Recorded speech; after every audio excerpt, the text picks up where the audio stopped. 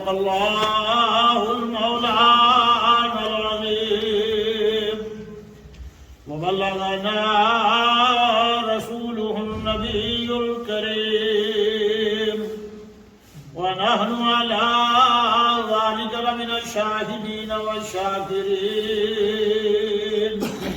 والحمد لله رب العالمين.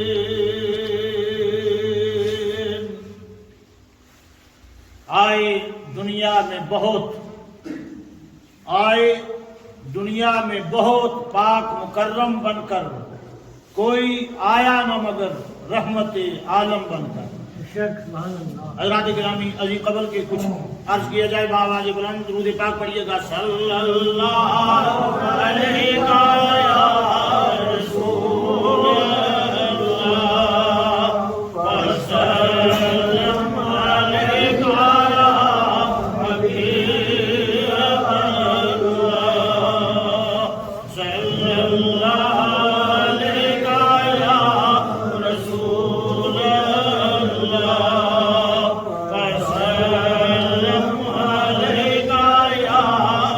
حبیب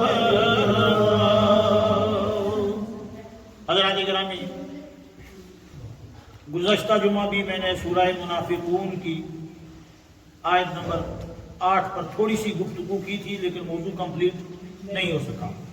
اور بزرگوں سے جو نعت پڑھ رہے تھے ان سے میرا تعارف تو نہیں ہے، لیکن ایک بات انہوں نے بڑی کانٹے کی لگی جو مجھے چبھ گئی کہ جب تک درود میں نبی کے ساتھ نبی کی آل کا نام نہ ہو سبحان اللہ وہ درود ادھورا ہے. وہ درود نماز میں بھی نبی کے ساتھ نبی کی آل کا نام لینا ہی پڑتا ہے. تو بہرحال یہ بزرگوں نے بڑی اچھی بات کی اور مجھے بہت پسند آئی. میں نے سورہ منافقین کی آج آیت نمبر 7 پڑھی ہے. ہم الذین یقولون، یہی وہ لوگ ہیں. کون؟ منافق. یہی وہ لوگ ہیں جو کہتے ہیں لا تنفقوا علی من عند رسول اللہ حتی ينفضوا. یہی وہ منافقین لوگ ہیں جو یہ کہتے ہیں کہ نبی اور نبی کے ساتھیوں پر بلا وجہ مال خرچ نہ کرو. یہ جب بھوکے ہوں گے مدینہ میں تو خود ہی بھاگ جائیں گے. جب مدینے میں بھوکے رہیں گے تو بھاگ جائیں گے، ان کی مدد نہ کرو. اب یہ منافق مدینہ والوں میں سے تھا، انصار میں سے ہی تھا. سوشل بائیکاٹ اس کا نام پہلے بھی لے چکا ہوں اور اس بدبخت کا نام بار بار لینا پڑتا ہے. نام اس کا عبداللہ ابن ابی ابن سلول. یہ منافقوں کا سردار تھا. یہ پہلے بھی کہہ چکا ہوں. اور تو بہت سارے منافق تھے لیکن یہ منافقوں کا سردار تھا. اس نے جنگ گزشتہ جمعہ آپ حضرات کے سامنے یاد کر چکا. میں قرآن سنا رہا ہوں، قرآن سے باہر سے کوئی چٹکلا کوئی کہانی نہیں سنا رہا ہوں. اور نبی پاک کے لیے میں بتا رہا ہوں کہ ایسے موڑ بھی آئے، اپنوں کے اندر دشمن بھی بیٹھے ہیں. نبی پاک صرف نماز پر ہی نہیں بلکہ جنگ میں بھی جا رہے ہیں، میدان کارزار میں تلوار سوٹ کے بھی جا رہے ہیں، اور ہر طرف سے نبی پاک کا گہراؤ ہے. لیکن پھر بھی 23 ایئرز میں 23 سال میں پیارے نبی نے دین کو دنیا والوں تک پہنچایا.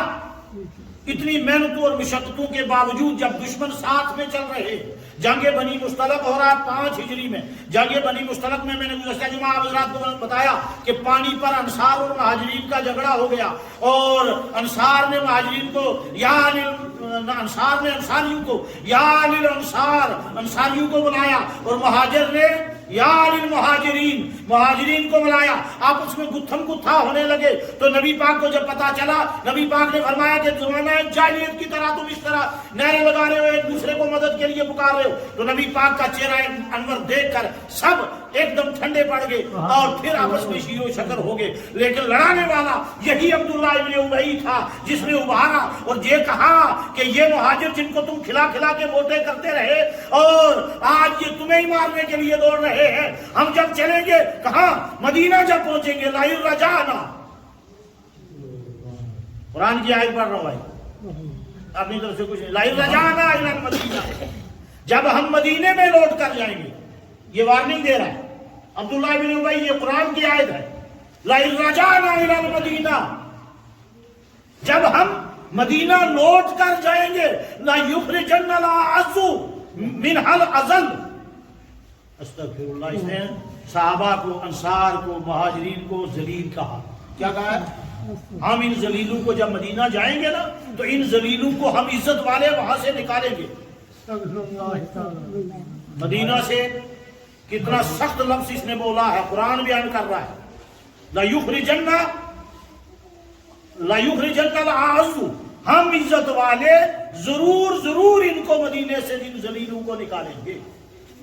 تو ذلیل کس کو بولا؟ نعوذ باللہ، نبی پاک کو، وہ بھی مہاجرین میں ہے نا. نبی پاک کو، تمام مہاجرین کو منافق نے، عبداللہ ابن ابی نے ذلیل بولا.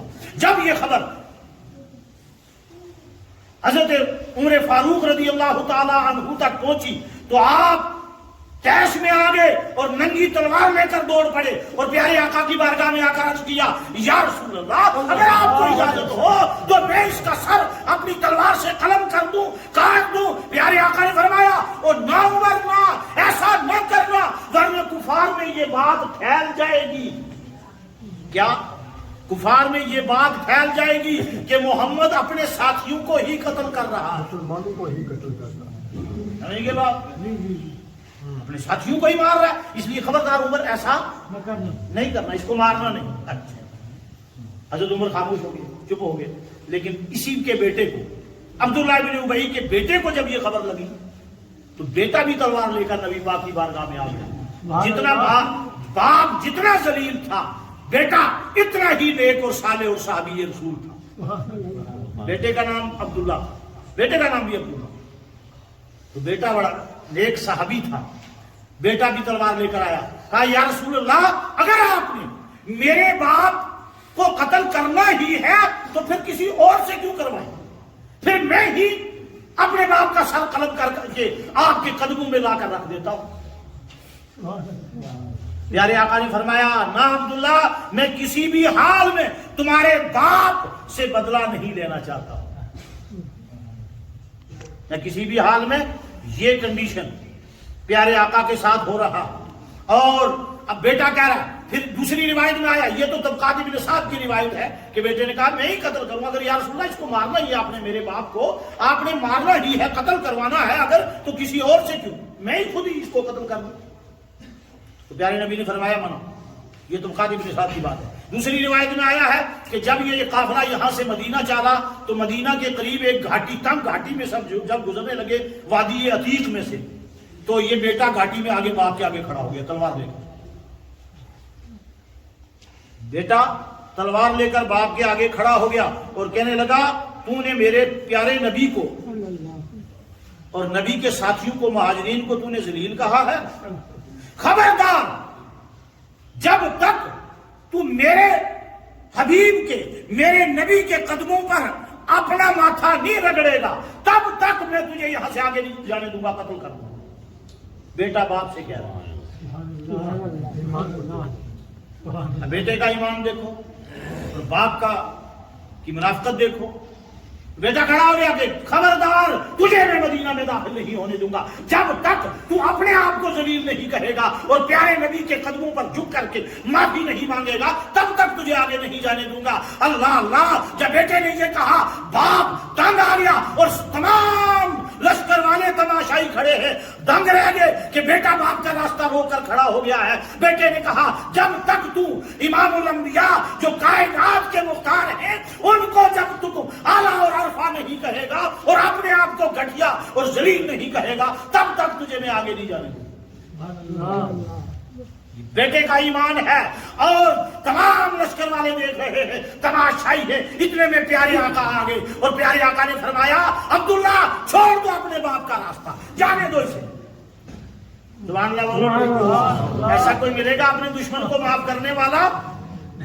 ہم تو نسلوں تک وہ آر رکھتے ہیں، مخالفت رکھتے ہیں، اور پھر دعوے دار ہم جو ہے جنت کے حقدار بھی بنے پھرتے ہیں. اور پیارے آقا نے اتنے بڑے دشمن کو مارنے سے بار بار روکا ہے، بار بار پیارے نبی کے ساتھ اس نے ظلم و ستم کیا. اور میں یہ گزشتہ جمعہ بتا چکا ہوں کہ سب سے بڑا جو جرم اس نے کیا وہ حضرت عائشہ پر الزام لگانے والا، سب سے بڑا جرم اس نے کیا کہ نبی پاک نے، میں نے گزشتہ جمعہ بتایا کہ ابو جہل اتنا بڑا دشمن ہوتے ہوئے بھی نبی پاک کے خلاف ڈٹا رہا ابو جہل، لیکن نبی پاک کی پرسنل لائف میں اس نے ہٹ نہیں کیا، پرسنل لائف میں مداخلت نہیں کی، مرتے مر گیا، آخری وقت بھی کہنے لگا کہ میری گردن ذرا نیچے سے کاٹنا، جب مدینے میں میرے گھر میرے سر کی نمائش لگائی جائے تو دیکھنے والے یہ نہ سمجھے کہ فٹ بال ہے، یہ دیکھنے والے لمبی گردن دیکھ کر سمجھ جائیں کہ واقعی ہی کسی سردار کی گردن ہے، کسی سردار کا سر ہے،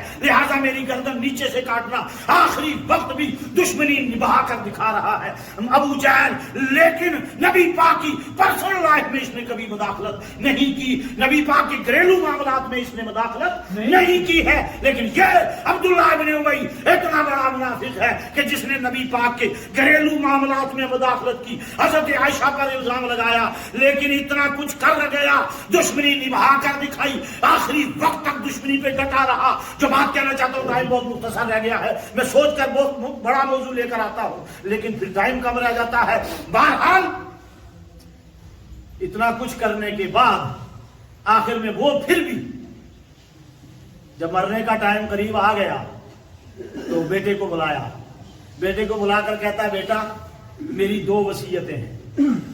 ہاں سن لو، عبداللہ ابن ابی اتنی منافقت کرنے کے بعد پھر بیٹے کو بلا کر کہتا ہے بیٹا میرا موت کا ٹائم قریب ہے اور میری 2 وصیتیں ہیں، ایک تو مجھے کفن رسول اللہ کے کرتے سے دیا جائے، سبحان اللہ، اتنا بڑا دشمن ہے لیکن آخری وقت بچنے کے چانس ڈھونڈ رہا ہے، بچنے کے ڈھونڈ رہا ہے۔ کہنے لگا بیٹا میری یہ وصیت ہے کہ، اور میری وصیت رسول اللہ صلی اللہ علیہ وسلم کے آگے بیان کر دینا۔ کہنے لگا کہ ایک تو مجھے کفن رسول اللہ کے کرتے سے دیا جائے، اور دوسرا یہ کہ میری وصیت، دوسری وصیت یہ ہے کہ میری نماز جنازہ امام الانبیاء پڑھائیں۔ بیٹے نے کہا ابا خوب رہی، ابا خوب رہی، ساری زندگی تو نے عداوت اور دشمنی کی ضربے لگا لگا کر نبی پاک کے دل کو ٹھیس پہنچائی، نبی پاک کے دل کو دکھی کیا، آج کس منہ سے جا کر تیری وصیتیں بیان کروں؟ سمجھ میں آ رہی ہے بات؟ اکا بکا سے ہیں کچھ، سبحان اللہ تو بول دو نا، قرآن سناؤں تب بھی نہیں پسند۔ تو بہرحال بیٹے نے کہا ابا کس منہ سے جا کر تیری وصیتیں بیان کروں گا نبی پاک کے سامنے، جن کو تو نے ساری عمر دکھی کیا ہے، جن کا دل تم نے جو ہے زخمی کیا ہے، اور تو نے حضرت عائشہ پر الزام لگایا ہے، تو نے ذلیل تک کہا ہے، آج کس منہ سے جا کر تیری وصیتیں بیان کروں؟ لیکن باپ دیکھ لو، کہتا ہے بیٹا تو نے میری دشمنی کو دیکھا ہے۔ باپ عبداللہ ابن ابی کہتا ہے بیٹا تو نے میری دشمنی کو دیکھا ہے، تو نے میری عداوت کو دیکھا ہے، میں نے نبی پاک کو ضربے لگائی ہیں، دکھی کیا ہے، تو نے میری دشمنی کو دیکھا ہے، تو نے میری عداوت کو دیکھا ہے، بیٹا تو نے امام الانبیاء کی رحمت کو نہیں دیکھا۔ دشمن یہ مانتا ہے، آج کا مسلمان ماننے کے لیے تیار نہیں، آج کا مسلمان یہ ماننے کے لیے تیار نہیں کہ نبی ہماری شفاعت کرا سکتے ہیں، یہ ماننے کے لیے تیار نہیں ہے۔ دشمن کا یہ عقیدہ ہے کہ امام الانبیاء سے بڑھ کر کائنات میں کوئی رحمت والا نہیں، کائنات میں کوئی بھی ایسی رحمت والا نہیں ہے۔ بیٹا تو نے میری عداوت کو دیکھا ہے، میری دشمنی کو دیکھا ہے، لیکن بیٹا تو نے امام الانبیاء کی رحمت کو نہیں دیکھا۔ بیٹا اس میں کوئی شک نہیں کہ میں نے کائنات میں کسی سے بڑھ کر اتنی دشمنی نہیں کی ہے جتنی امام الانبیاء سے کی ہے، لیکن بیٹا اس میں بھی کوئی شک نہیں کہ امام الانبیاء سے بڑھ کر اپنے دشمن کو معاف کرنے والا بھی میں نے کائنات میں نہیں دیکھا ہے۔ بیٹا ہم ستانے کے عادی ہیں، وہ معاف کرنے کے عادی ہیں۔ بیٹا تم جا کے کہنا تو صحیح، بیٹا تم جا کے کہنا تو صحیح، ہم ستانے کے عادی ہیں، وہ معاف کرنے کے عادی، بولو نا بھائی، ہم ستانے کے عادی ہیں، وہ معاف کرنے کے عادی ہیں۔ عبداللہ بن ابی مر گیا، بیٹا امام الانبیاء رحمت عالم صلی اللہ علیہ وسلم کی بارگاہ میں حاضر ہو گیا، عرض کرنے لگا یا رسول اللہ میرے باپ کا انتقال ہو گیا ہے اور میرے باپ نے 2 وصیتیں کی ہیں، تو امام الانبیاء وہ قربان جاؤں جن کے لیے قرآن مقدس تعریف کر رہا ہے، قرآن مقدس جن کی زلفوں کی قسم کھا رہا ہے، جن کے چہرہ کی نورانی کی قسم کھا رہا ہے، ارے قرآن مقدس جس شہر میں نبی پاک رہتے ہوں اس شہر کی قسم کھا رہا ہے، امام الانبیاء وہ ہے جن کی قسم، جس شہر کی قسم رب کھا رہا ہے، ان کو جو ذلیل کہنے والا تھا آج مر گیا ہے، اور نبی پاک کی بارگاہ میں وصیت بیٹا بیان کر رہا ہے کہ یا رسول اللہ میرے باپ نے وصیت کی ہے کہ اسے کفن آپ کے کرتے سے دیا جائے، یا رسول اللہ اسے کفن آپ کے کرتے سے دیا جائے، اور دوسری وصیت یہ ہے، میں قربان جاؤں امام الانبیاء کے لبوں پر مسکراہٹ آئی، نبی پاک کے چہرہ انور پر مسکراہٹ آ گئی، فرمایا بول بیٹے دوسری وصیت کیا ہے؟ بیٹے نے عبداللہ نے کہا یا رسول اللہ دوسری میرے باپ کی وصیت یہ ہے کہ اس کی نماز جنازہ بھی آپ پڑھائیں۔ قربان جاؤں امام الانبیاء رحمت عالم صلی اللہ علیہ وسلم نے فرمایا او بیٹا تیرے باپ کی جہنم اگر جنت میں بدل سکتی ہے تو لے جاؤ میرا کرتا اور اسے کفن پہنا دو۔ سبحان اللہ علیہ بھائی، انکار نہیں کیا، انکار نہیں کیا، تو تم سے کوئی پڑوسی برتن مانگ دے تو 10 بہانے 10 ہیلے، نبی پاک نے انکار نہیں کیا کہ میرا دشمن ہے، اچھا اس کو میں کفن دوں گا، نہ، قربان جاؤں رحمت للعالمین آئے، اسی لیے میں نے شروع میں شعر پڑھا ہے کہ آئے دنیا میں بہت پاک مکرم بن کر، کوئی آیا نہ مگر رحمت عالم بن کر۔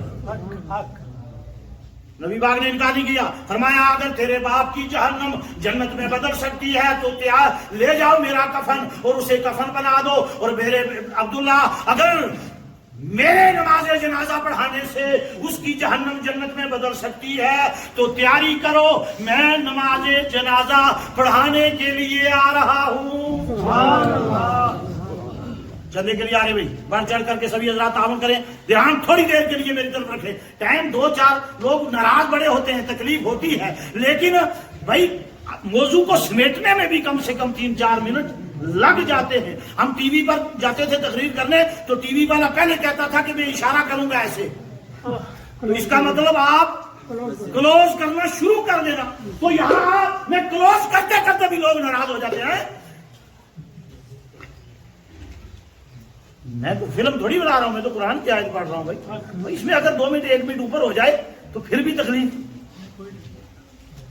تمہارا حال امام الانبیاء رحمت عالم صلی اللہ علیہ وسلم نے فرمایا بیٹے تیاری کرو میں نماز جنازہ پڑھانے کے لیے آ رہا ہوں۔ امام الانبیاء ایک مسجد کا مولوی اگر جنازہ پڑھانے چلے جائے تو لوگ دوڑ دوڑ کے آتے ہیں، بھائی شہر کا بڑا امام آ رہا ہے، اور جہاں بڑوں کے بڑے نہیں امام الانبیاء آ رہے ہیں وہاں لوگوں کی بھیڑ کتنی ہوگی بھائی۔ مدینہ کی آبادی سمٹ سمٹ کر جنازہ گاہ میں آ گئی۔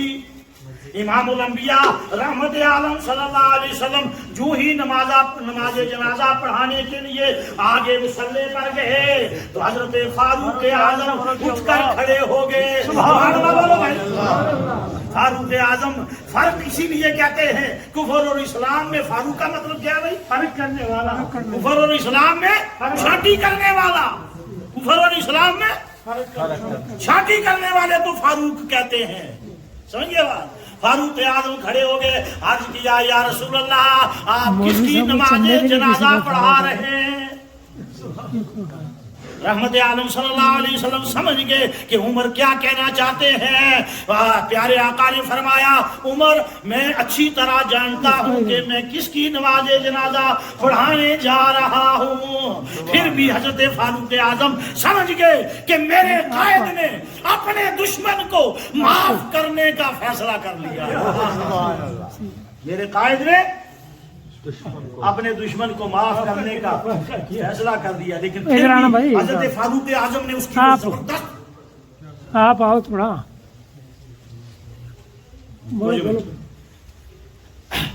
फिर हजरत फारूक आजम समझ गए कि क्या कहना चाहता है, और फिर हजरत फारूक आजम समझ गए कि मेरे कायद ने माफ करने का फैसला ही कर लिया है। लेकिन फिर भी हजरत फारूक आजम ने फरमाया, अर्ज किया, या रसूल अल्लाह, इसकी सारी ज्यादतियां माफ की जा सकती हैं। इसकी हजरत फारूक आजम को गुस्सा था ना कि ये हमें जलील कहता था, आज इसकी नमाज जनाजा पढ़ा रहे हैं। हजरत फारूक आजम ने फरमाया, अर्ज किया, या रसूल अल्लाह, इसकी सारी दुश्मनी माफ की जा सकती है, इसकी सारी ज्यादतियां माफ की जा सकती है, लेकिन इस संग दिल का वो जुर्म काबिले माफी नहीं है जो इसने मरियम इस्लाम सिद्दीका बिनते सिद्दीक हजरत आयशा पर घिनौना इल्जाम लगाया था। वो माफ करने के काबिल, वो माफ करने के काबिल नहीं है। इमामुल अंबिया ने फरमाया, उमर तुम गैरत की बातें करते हो, मेरी रहमत का तकाजा ये है कि इसे माफ कर दिया जाए। पिछले बड़े ठंडे, पीछे से नहीं सुभान अल्लाह की आवाज आ रही। मेरी रहमत का तकाजा ये है कि इसे माफ कर दिया जाए। वो फारूक आजम हट गए, नमाज जनाजा हो गई और जिब्रील अमीन आ गए। और से सुनना भाई, दो बातें कर रहा हूं। जिब्रील अमीन पैगाम खुदाबंदी लेकर आ गए और अर्ज किया, या रसूल अल्लाह, उमर की गैरत से रब को भी इत्तिफाक है। उमर की गैरत से रब को भी इत्तिफाक है। रब कहता है, ला तुसल्ली अला अहदिन मिनहुम माता अबदा इस्तगफिर लहुम औ ला तस्तगफिर लहुम इन तस्तगफिर लहुम सबईना मर्रतन फलन यगफिर अल्लाहु लहुम। मेरे महबूब माफ करना, मेरे महबूब आप आयशा के दुश्मनों में से किसी की भी नमाज जनाजा ना पढ़ाइएगा, मगर कब? आइंदा।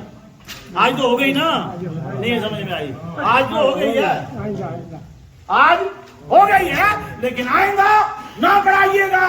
वला तकुम आला कब्री, इनकी कब्र पर भी खड़े नहीं होना। सुभान अल्लाह बोलो।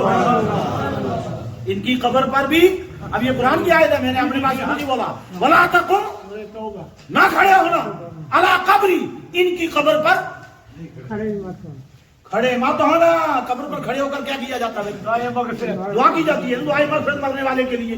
लेकिन रब कह रहा है कि इनकी कब्र पर मत खड़े होना। और तुम मेरे महबूब, अगर तुम इनके लिए दुआ इस्तिगफार जितनी भी मगफिरत की दुआ करोगे, इवन के तुम अगर 70 मर्तबा भी इनके लिए दुआएं मगफिरत करोगे, तो मैं माफ नहीं करूंगा। कौन कह रहा है? रब कह रहा कि मैं माफ नहीं करूंगा, मैं माफ नहीं करूंगा। आए दुनिया में बहुत पाक मुकर्रम बनकर कोई आया ना, मगर रहमते आलम बनकर राज एक शायर गरीब तो है। आखिरी में एक बात और कह दूं, या तो फितना ही फितना है, फिरके हमारे मुसलमानों के, और फिर आशिफ फिरोजाबादी एक नया शायर है इस दौर का। वो कहता है, देवबंदी शिया सुन्नी बरेलवी में बट गए। अब लड़ाई तो यहां ये है ना, वो वाली लड़ाई थोड़ी है। यहां देवबंदी शिया सुन्नी बरेलवी में बट गए, अपने अपने मकसदों से इसीलिए हट गए। आशिफ फिरोजाबादी अभी दौरे हाजिर के शायर, वो कहते हैं देवबंदी शिया सुन्नी बरेलवी में बट गए और अपने अपने मकसदों से इसीलिए हट गए। अपनी अपनी मस्जिदें हैं, अपने अपने पीर हैं। یہ میرا پیر ہے، میرا پیر بڑا، دوسرا کہتا ہے نہیں میرا والا بڑا ہے۔ تو لڑائی تو یہی ہے نا، اپنی اپنی مسجدیں ہیں، اپنے اپنے پیر ہیں، ترکشو میں زنگ کھائے سارے ٹوٹے تیر ہیں، ترکشو میں زنگ کھائے سارے ٹوٹے تیر ہیں، ہزاروں خدا جن کے ہیں ایک جگہ کھڑے ہیں۔ یہ بات کانٹے کی تھی جو میں بولنا چاہتا تھا۔ ہندوؤں کے خدا کتنے ہیں بھائی؟ بولو، ہزاروں نہیں، کروڑوں ہیں، کروڑوں ہیں۔ لیکن یہ ہاشم فیروز آبادی کہہ رہے ہزاروں خدا جن کے ہیں ایک جگہ کھڑے ہیں، اور جن کا ایک خدا ہے وہ سارے بکھرے پڑے ہیں۔ وآخر دعوانا ان الحمدللہ رب العالمین۔